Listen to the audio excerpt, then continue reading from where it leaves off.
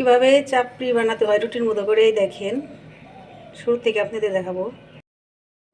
প্রথমে একটু তেলের পুঁজ দিয়ে নিব এইভাবে। আর এখানে আছে আমার আটাগুলা,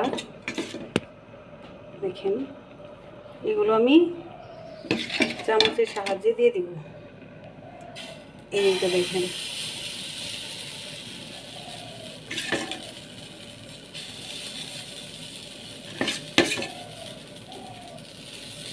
এবার আমি চামচের সাহায্যেই এভাবে গোল করে নেব।